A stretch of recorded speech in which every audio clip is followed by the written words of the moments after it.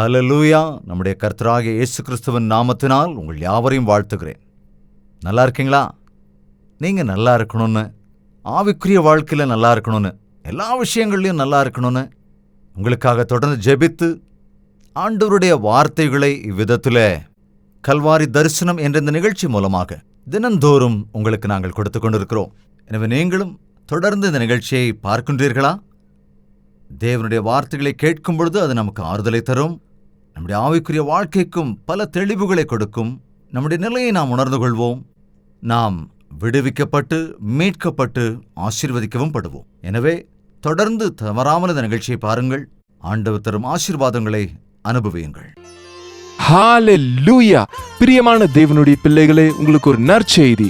ஒவ்வொரு நாள் காலையும் தேவனுடைய புதிதான கிருபைகளை பெற்றுக்கொள்ளும்படியாக ஒரு சுருக்கமான வசன தியானத்தை அனுதின தியானம் என்னும் நிகழ்ச்சியாக நாங்கள் கொடுத்து கொண்டு வருகிறோம். டாக்டர் ஜெயபால் தமிழ் என்னும் யூடியூப் சேனல்ல ஒவ்வொரு நாளும் காலையில 7 மணிக்கு வருகிற இந்த நிகழ்ச்சியை, இது யூடியூப்ல இருக்கிறதுனால உங்களுக்கு நேரம் கிடைக்கும் போது தேவ பிள்ளைகள் நீங்க இந்த நிகழ்ச்சியை பார்த்து பயனடைய வேண்டும் என்று உங்களை கேட்டுக்கொள்கிறோம். நினைவில் வைத்துக் கொள்ளுங்க, ஒவ்வொரு நாள் காலை 7 மணிக்கும் அனுதின தியானம் டாக்டர் ஜெயபால் தமிழ் யூடியூப் சேனல்ல உங்களுக்காக பாருங்க, ஆசீர்வதிக்கப்படுங்க.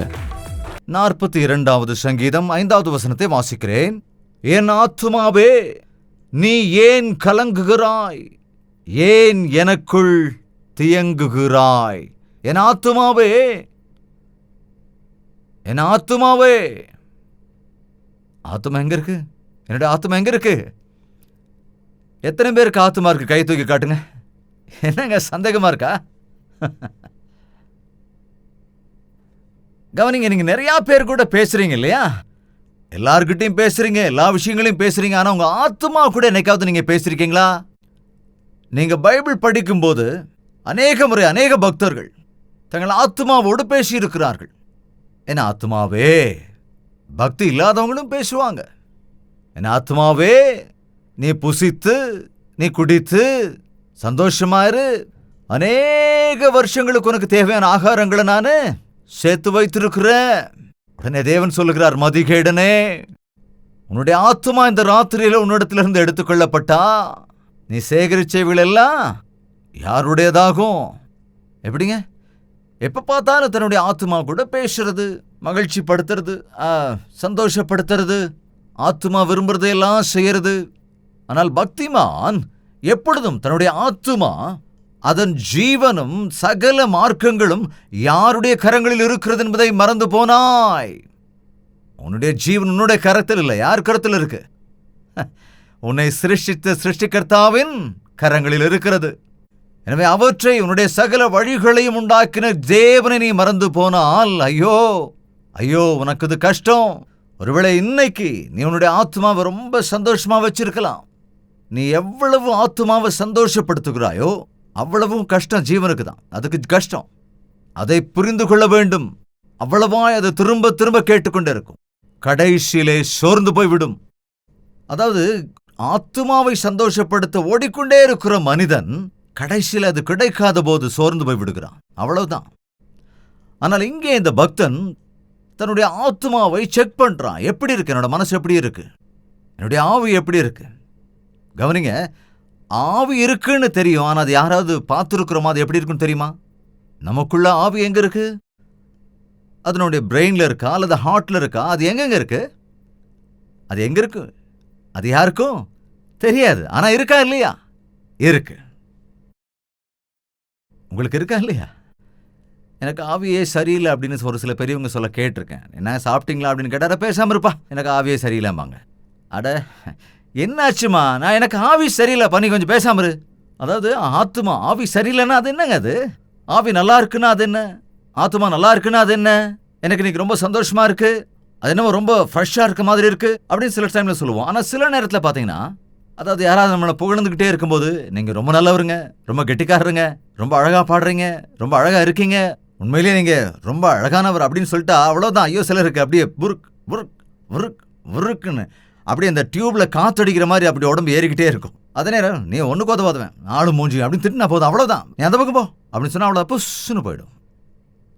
அதாவது நல்ல காற்று ஃபுல்லாக இருக்குது, இந்த சைக்கிள் டியூப்ல ஒரு ஊசியை வச்சு குத்துனா அந்த காற்று புஷ்ஷுன்னு வெளியே போகும்ல, அந்த மாதிரி புஷ்ஷுன்னு ஒட்டி போயிடுவாங்க.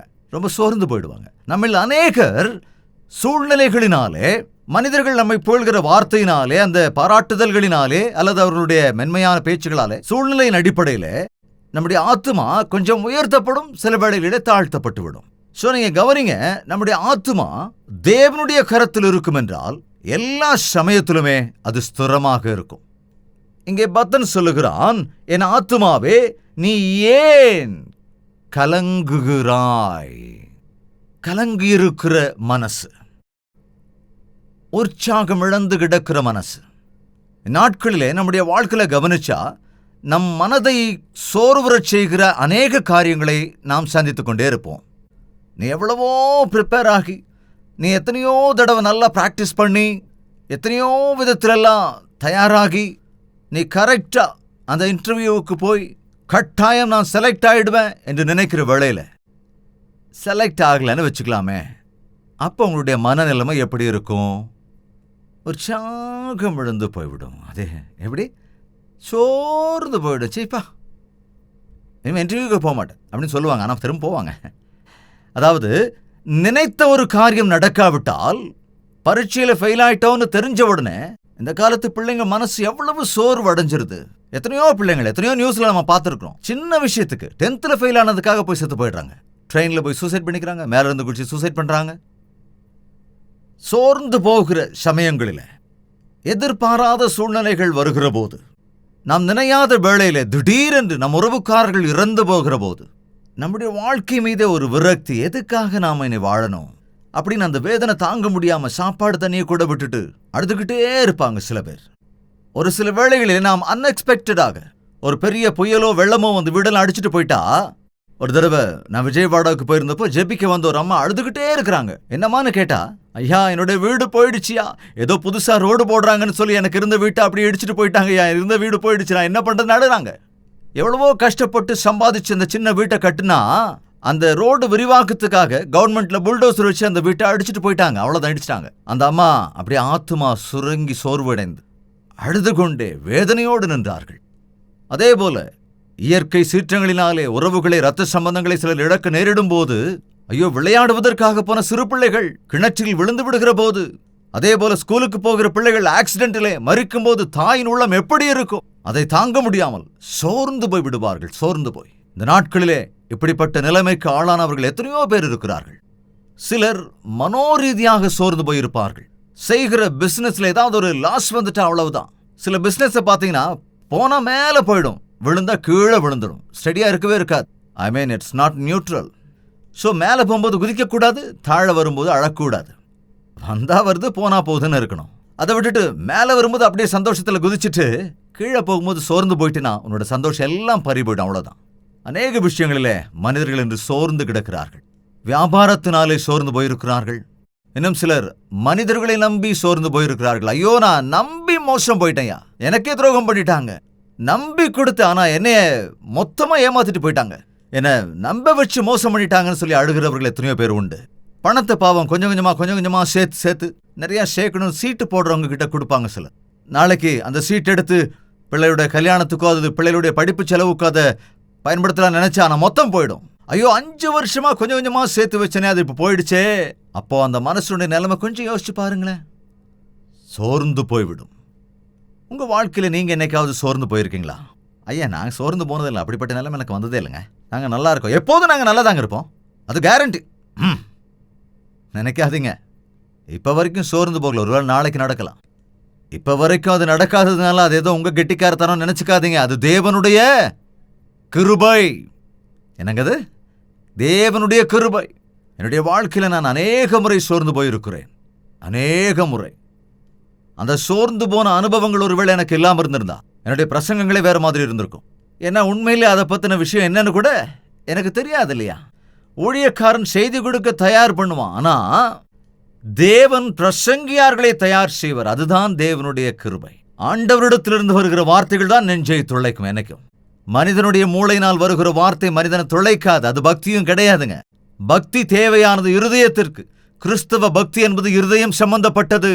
அது மனிதனுடைய மூளையினாலோ திறமையினாலோ அறிவினாலோ வருகிற பக்தி அல்லவே அல்ல. சோர்ந்து போயிருக்கிற வேளையிலே நாம் உற்சாகம் இழந்திருக்கிற நேரத்துல, அவமானப்பட்டிருக்கிற நேரத்துல, செய்யாத தப்புக்கு தண்டனை அனுபவிக்கிற வேளையில, நாம் யூகிக்காத பிரச்சனையை சந்திக்க வரும் வேளையில நாம் சோர்ந்து போய் விடுவோம். அது ராஜாவா இருந்தாலும் ஏழையா இருந்தாலும் யாரா இருந்தாலும் மனிதன் சோர்ந்து போவது என்பது சகஜம். சூழ்நிலைகளுடைய தாக்கம் மனிதனின் மீது கட்டாயம் ஏற்படத்தான் செய்யும். ஆனால் ஒரு மனிதன் தேவனிடத்திலே நோக்கமாயிருந்தால், பக்தன் சொல்லுகிறான், என் ஆத்துமாவே நீ ஏன் கலங்குகிறாய், ஏன் எனக்குள் தேங்குகிறாய், தேவனை நோக்கி காத்திரு. ஆத்துமா கலங்குகிறதா, தியங்குகிறது, அதாவது கலங்குகிறது, கலவரப்படுகிறது. நாட்களில் அநேக வாலிப பிள்ளைகளுடைய, அதாவது அவர்கள் மனதிலே சோர்ந்து போனவர்களாயிருக்கிறார்கள், அநேக பலவீனத்தால் நிறைந்தவர்களாயிருக்கிறார்கள். அதே போல அநேக ஸ்திரீகள் கணவனால் உண்டான அவமானத்தால் வந்த வேதனையை தாங்க முடியாமல் சோர்ந்து போய் கிடக்கிறார்கள். எத்தனையோ குடும்பங்களிலே கண்ணீரும் துக்கமும் வேதனையும் இருக்கிறது. என்னுடைய கணவன் என்னை இப்படி அவமானப்படுத்துகிறார், நீங்க நம்ப முடியுமாங்க? என்னுடைய கணவர் இப்ப ஏற்பட்ட துன்மார்க்கராய் இருக்கிறார்னு சொன்னால் நம்ப முடியுமா? அதாவது சொந்த மனைவியை நிர்வாணமாக படம் எடுத்து அதை வலைத்தளங்களில் போட முயற்சிக்கிற கணவனை நாம் என்ன சொல்ல முடியும்? அப்பேற்பட்ட கணவனை நம்பி புருஷன் என்று சொல்லி தன்னுடைய வாழ்க்கையை, தன்னுடைய சரீரத்தை, தன்னுடைய எல்லாவற்றையும் அர்ப்பணிக்கிற மனைவி அப்பேற்பட்ட அவமானத்துக்கு ஆளாகும் போது அவருடைய மனது என்ன நிலைக்கு ஆளாகும்? கொஞ்சம் யோசிச்சு பாருங்களேன். அப்படிப்பட்ட குரூர கணவன்மார் இருக்கிறார்கள் நாட்களில். சில பாவப்பட்ட கணவர்களும் இருக்கிறார்கள். கோரமாக என்னுடைய மனைவி என் கண்ணெதிரிலேயே பிற புருஷனோடு நட்பாக இருக்கிறாள், எனக்கு முன்னாகவே அழைத்துக் கொண்டு வருகிறாள், என்னால என்ன ஐயா செய்ய முடியும், அவமானம் தாங்க முடியல, அவளை கொலை செய்யலாம் என்று சொன்னார். எனக்கு பிள்ளைகள் இருக்கிறார்கள் ஐயா, அவர்களுக்காக உன்னை மன்னிக்கிறேன் என்று சொன்னால் நான் வரமாட்டேன் போ என்கிறாள் என்று ஒரு சகோதரன் வந்து என் இடத்துல சொன்னான். அவனுடைய வேதனை எப்படிப்பட்டதா இருக்கும் பாருங்க. இன்றைய நாட்களில் மனிதர்கள் வரைமுறை இல்லாமலே மனிதாபிமானமற்ற நிலையில இருக்கிறார்கள். பிறரை எவ்வளவுக்கு எவ்வளவு வேதனைப்படுத்தினால் அவ்வளவுக்கு எவ்வளவு சந்தோஷமா இருக்கிற கொடூரர்கள் சாத்தானுடைய தூண்டுதலினாலே இன்று எழுகிறார்கள். இயேசு கிறிஸ்துவை மறுதலிக்கிறாயா? சமீபத்திலே ஒரு ஊழியக்காரர் அவர் ஊழியத்திற்கு போயிருக்கிறார். போய் திரும்பி வந்து பார்க்கும் பொழுது அவருடைய 3 பிள்ளைகள் கொல்லப்பட்டிருந்தார்கள். 3 குழந்தைகளையும் கொன்றதற்கு பிறகு அவர் வந்து அந்த 3 பிணங்களை வைத்து அழுது கொண்டிருக்கிறார். அப்படிப்பட்ட சூழலில் அவர்கள் வந்து, இப்பொழுது சொல், இயேசு கிறிஸ்துவை குறித்து போதிப்பதை நிறுத்துகிறாயா இல்லையா? நான் விடமாட்டேன், இயேசு கிறிஸ்துவை குறித்து போதிக்காமல் நான் இருக்க மாட்டேன் என்று சொல்லிவிட்டார். இயேசுவின் அன்பை ருசி பார்த்தவர்கள் அப்பேற்பட்ட ஒரு சூழ்நிலையிலும் கூட தேவனை நோக்கி பார்க்கிறவர்களாயிருப்பார்கள். என்னுடைய பிள்ளைகள் தேவனுடைய ராஜ்யத்தில் இருப்பார்கள் என்ற உறுதியோடு இருப்பார்கள். எனக்கு இந்த வேலை போனால் இன்னொரு வேலை வரும் என்ற உறுதியோடு இருப்பார்கள். ஒருவேளை இந்த இன்டர்வியூல நான் ஃபெயில் ஆயிட்டா கூட நெக்ஸ்ட் இன்டர்வியூல என்னால பாஸ் பண்ண முடியும் என்ற உறுதியோடு இருப்பார்கள், விசுவாசத்தோடு இருப்பார்கள். அதை விட்டுட்டு சோர்ந்து போக மாட்டாங்க. ஏன்னா சின்ன சின்ன தோல்விகளுக்கெல்லாம் நான் சோர்ந்து போயிட்டான வாழ்க்கையில எதையும் சாதிக்க முடியாதுன்னு தெரியும். ஒவ்வொரு சின்ன தடைகளிலும் நான் நின்று விட்டால் நாம் முன்னேறவே முடியாது. உனக்கு வருகிற ஒவ்வொரு தோல்வியையும் நீ ஸ்டெப்பிங் ஸ்டூலாக எடுத்துக்கொண்டால், அதை ஒரு அனுபவமாக எடுத்துக்கொண்டால், சோர்ந்து போய் விடாமல் தேவனை நீ விசுவாசித்தால் நீ கட்டாயம் பெரியாளாவ. தாவீது அவங்க வீட்டில் ரொம்ப சின்னவனாவே எல்லாருக்கும் இளக்காரன் தான். அதனாலதான் போய் ஆடுகளை மேய்ச்சிட்டு வாடான்னு அவங்க அப்பா அனுப்பி வச்சிடறாரு. ஆனால் தேவன் அவனைத்தான் தெரிந்து கொண்டார். நீ என் ஜனங்களுக்கு ராஜாவா இருப்பா என்று அபிஷேகம் பண்ணினார். ஆனா ஒரு விஷயம், அபிஷேகம் பண்ணப்பட்ட பிறகு அவன் ராஜாவாகுவதற்கு ஏறக்குறைய 20 ஆண்டுகளுக்கு மேல் ஆனது. அந்த 20 வருடங்களிலே எத்தனை முறை சோர்ந்து போயிருப்பான், எத்தனை முறை கலக்கத்தால் பயத்தால் அவன் நிரம்பினானோ, எப்படிப்பட்ட சிரமங்களை எல்லாம் அவன் அனுபவித்தானோ என்பதை நீங்கள் எப்பொழுதாவது பைபிளிலே வாசித்து பார்த்திருக்கிறீர்களா? சொந்த சகோதரர்களாலே புறக்கணிக்கப்பட்டான், யுத்தத்துக்கு போக வேண்டி வந்தது, சத்துருக்களின் கைக்கு தப்பி ஓட வேண்டியிருந்தது, சொந்த மனைவியின் கேலிக்கு ஆளாக வேண்டியிருந்தது, சொந்த பிள்ளை பெற்ற பிள்ளை அப்சலோம் தனக்கு எதிராக நின்றான். எதிர்த்து நின்றதோடு எவ்வளவு அநியாயம் பண்ணானா, தன் தந்தையிடத்தில் இருந்தவர்கள் எல்லாரையும் தன் பக்கமாக சேர்த்து கொண்டு போய்விட்டான். இப்படி எத்தனையோ விதத்திலே அவன் சோதிக்கப்பட்ட போதும், சோர்வுக்கு ஆளான போதும், தன்னுடைய மாமா, பிள்ளையை கொடுத்த தன் மாமா தன்னை கொல்வதற்கு துரத்தி கொண்டே இருக்கிறான். ஆனால் தேவன் மீது நோக்கமாயிருந்து உறுதியாயிருந்தான். தேவன் ஒரு வாக்கு கொடுத்திருக்கிறார், தேவனனை அபிஷேகம் பண்ணி இருக்கிறார். எனவே இந்த கஷ்டங்கள், இந்த சிரமங்கள், இந்த போராட்டங்கள், இப்பொழுது இருக்கிற இந்த தவிதவிப்புகள், இவைகள் எல்லாவற்றிலும் இருந்தும் தேவன் என்னை விடுவிப்பார், என்று தேவனிடத்தில் உறுதியாய் நோக்கமாயிருந்தான். இந்த நேரத்திலும் கூட நீங்கள் எத்தனை தோல்விகளை சந்தித்திருக்கிறீர்கள் எனக்கு தெரியாது, ஆனால் எனக்கு சொல்ல வேண்டிய அவசியமும் இல்லை. ஆனால் ஒருவேளை கேட்டால், நீங்கள் உட்கார்ந்து சிந்தித்தால், உங்களுடைய வாழ்க்கையிலே சோர்ந்து போன சமயங்கள் எத்தனையோ உண்டு உண்டு. நீங்க இதெல்லாத்தையும் மறந்துட்டீங்க. ஏன்னா ஒருத்தர் சொன்னாரு, நான் எப்பவும் சோர்ந்து போனதில்லை, நான் எதுக்கு சோர்ந்து போவேன், சோர்ந்து போகும்போதெல்லாம் நான் குடிச்சிட்டே இருப்பேன். கவனிச்சிங்களா? அதாவது ஷார்ட்கட்டை பயன்படுத்தி மனசு சரியில்லாமல் போயிட்டு உடனே குடிச்சிட்டு வரான். என்னையா எப்படி குடிக்கிற, சிகரெட் மேலே சிகரெட், சிகரெட் மேலே சிகரெட்னு கேட்டா, மனசு சரியில்லையா, மனசு சரியில்லையா, அப்படின்னு ஒரு நாளைக்கு 10 பேக்கெட் சிகரெட் குடிச்சிடுறாரு. கட கட கட கட கட கட ஊதிட்டே இருக்காரு. அதாவது அந்த மனசுல எதையாவது வச்சு அப்படியே நிறைச்சிக்கிட்டே இருந்தால் சோர்ந்து போனதை மறந்துடுவாராம். சில பேர் டிவி பார்ப்பாங்க, சில பேர் ஷாப்பிங் போயிடுவாங்க, எதுக்குன்னா மனசு சரியில்லை, அதுக்காக மறக்கிறதுக்காக போறாங்க. ஆனால் வீட்டுக்கு வந்துட்டா குலுங்கி குலுங்கி அழ வேண்டியது, அழுது அழுது அழுது தலகாணி எல்லாம் நினைச்சு திரும்ப எல்லாம் ஞாபகத்துக்கு வந்துடும். தாவீது கூட சொன்னான், என்னுடைய தலையணை எனக்கு கண்ணீரால் நனைந்திருக்கிறதுன்னு. சில வேளைகளிலே அந்த சோர்ந்து போகுதலை தாங்க முடியாமல், அந்த வேதனையை தாங்க முடியாமல் நம்முடைய நெஞ்சே நின்று போயிடும், சுவாசமே நின்று போயிடும். எத்தனையோ பேர் நாட்களிலே சொல்ல முடியாத மனவேதனைக்கு ஆளாகிருக்கிறாங்க, மனோரீதியான வேதனைகளுக்கு ஆளாயிருக்காங்க. இன்னைக்கு மத்தியானம் குறைஞ்சபட்சம் ஒரு 4 அல்லது 5 பேர் நினைக்கிறேன் என்னிடத்துல ஜெபிக்க சொன்னவங்க, எல்லாரும் வாலிப பிள்ளைகள். மனோரீதியா எனக்கு சரியில்லைங்க, டிப்ரெஷன், எனக்கு ரொம்ப டிப்ரெஷன் ஒரு தம்பி சொன்னான். இன்னொரு தம்பி சொல்றான், எனக்கு மனசே சரியில்லை, அதனால நான் நிறைய மாத்திரைகளை சாப்பிட்டுக்கிட்டே இருப்பேன். ஆனா இன்னொரு தம்பியோ, எனக்கு ஏதோ விரோதமான எண்ணங்கள்லாம் மனசுக்குள்ள வந்துகிட்டே இருக்கு, எப்போதும் செத்து போகணுங்கிற எண்ணம் தான் எனக்குள்ள வந்துகிட்டே இருக்கு அப்படின்னு ஒரு தம்பி சொல்றான்.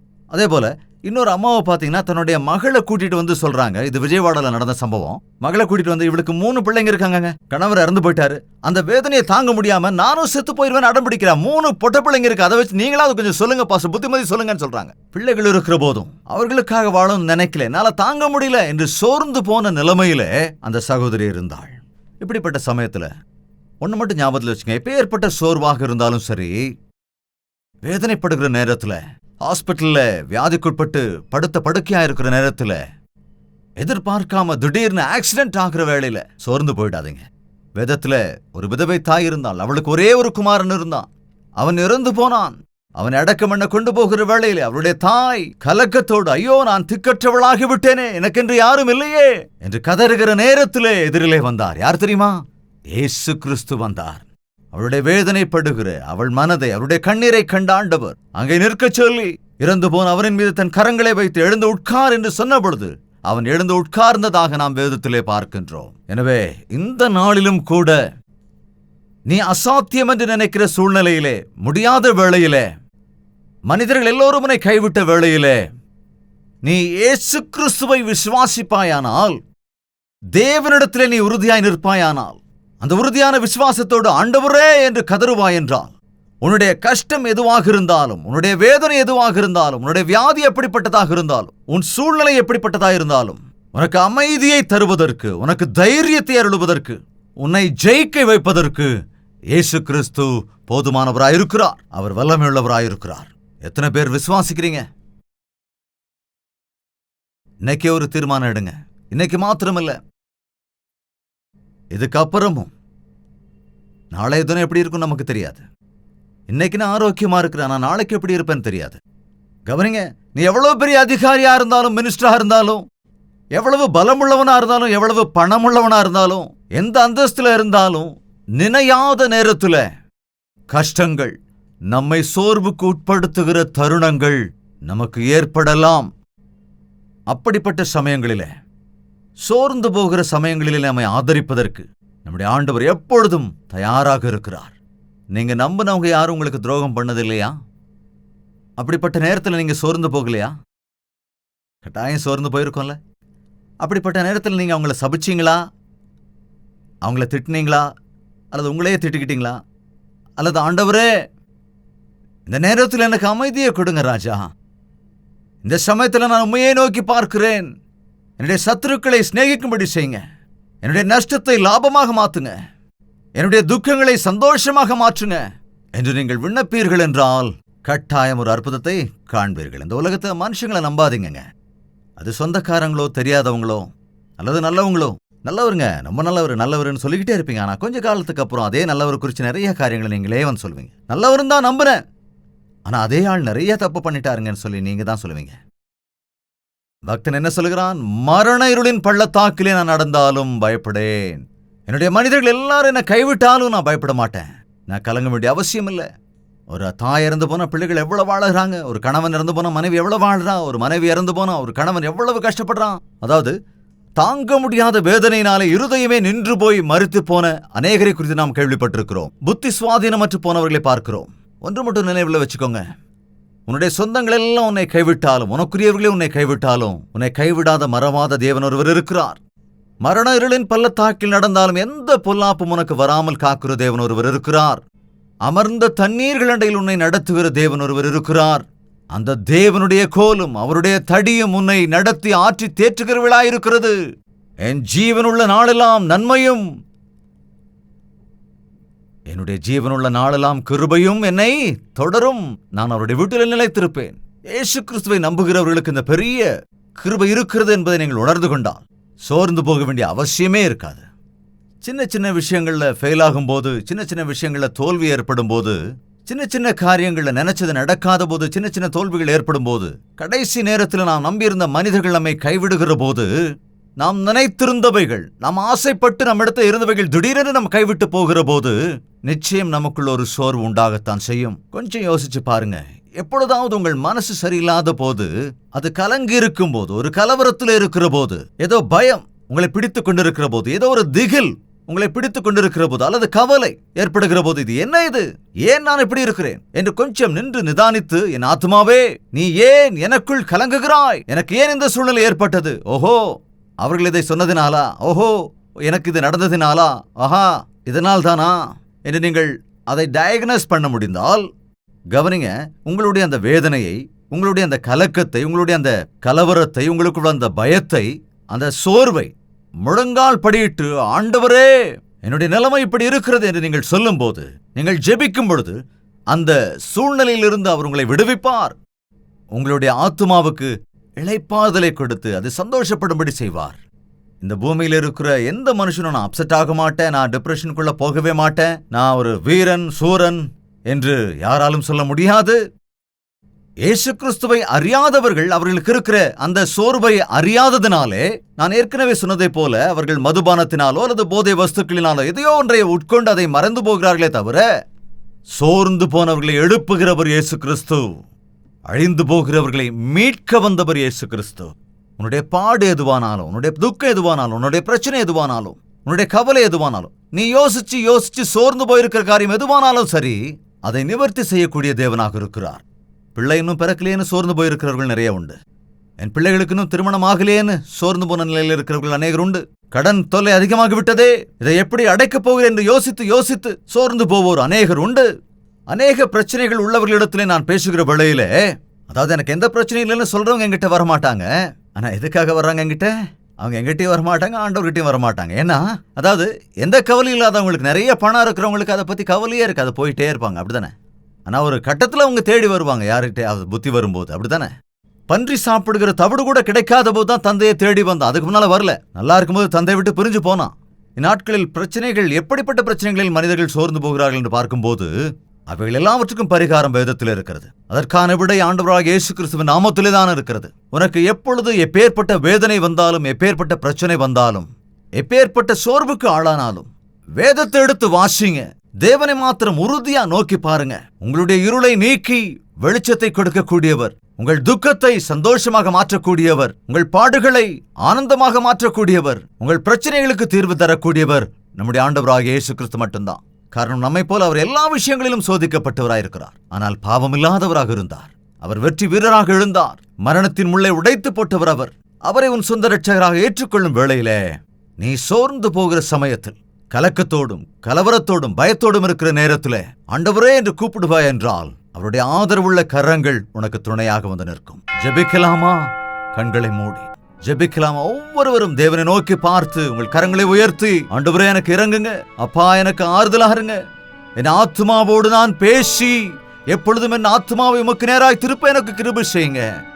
ஆண்டவரே, நான் சோர்வடைகிற வேளைகளில் எல்லாம் என் ஆத்மாவே ஏன் கலங்குகிறாய், ஏன் தேங்குகிறாய் என்று உம்முடைய பக்தனை போல உம்மீது விசுவாசத்தோடு இருக்க கிருபை செய்யுங்கப்பா.